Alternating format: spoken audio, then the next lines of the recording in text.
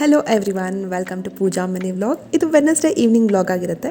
ಇವತ್ತು ನನ್ನ ಹಸ್ಬೆಂಡ್ಗೋಸ್ಕರ ಏನು ಕುಕ್ ಮಾಡ್ತೀನಿ ಅಂತ ತೋರಿಸ್ತೀನಿ. ನನ್ನ ಹಸ್ಬೆಂಡ್ ಇದಕ್ಕಿದ್ದಾಗೆ ಮಟನ್ ತೊಗೊಂಡು ಬಂದು ಮಟನ್ ಸಾಂಬಾರು ಮತ್ತು ಮುದ್ದೆ ಮಾಡಿಕೊಡು ಅಂತ ಹೇಳಿದ್ರು. ಇದಕ್ಕಿಂತ ಯೂನಿಕ್ ಕಾಂಬಿನೇಷನ್ ಬೇರೆ ಇರಲ್ಲ ಅಂತ ಮಾಡ್ತಾ ಇದ್ದೀನಿ. ನಾನು ಮದುವೆಗಿಂತ ಮುಂಚೆ ನಮ್ಮ ಮನೇಲಿ ಅಂದರೆ ನಮ್ಮ ಅಮ್ಮನ ಮನೇಲಿ ಯಾವತ್ತೂ ಕುಕ್ ಮಾಡಿದ್ದೇ ಇಲ್ಲ. ಒಂದು ದಿನಾನೂ ಒಂದು ಡಿಶ್ ಕೂಡ ಮಾಡಿಲ್ಲ.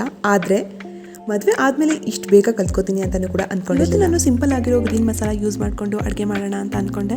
ಅದಕ್ಕೆ ಮೊದಲನೇದಾಗಿ ಕುಕ್ಕರಲ್ಲಿ ಎಣ್ಣೆ, ಸ್ಪೈಸಸ್, ಈರುಳ್ಳಿ ಹಾಕಿ ಫ್ರೈ ಮಾಡಿಕೊಂಡೆ. ಅದಾದಮೇಲಿಂದ ಮಟನ್ ಅರಿಶಿನ ಉಪ್ಪು ಹಾಕ್ಕೊಂಡು ಮತ್ತೆ ಫ್ರೈ ಮಾಡಿಕೊಂಡು ರುಬ್ಬಿರೋ ಮಸಾಲನ ಹಾಕ್ಕೊಂಡು 6 to 7 ವಿಷಿಲ್ನ ಕುಗ್ಗಿಸ್ಕೊಂಡೆ.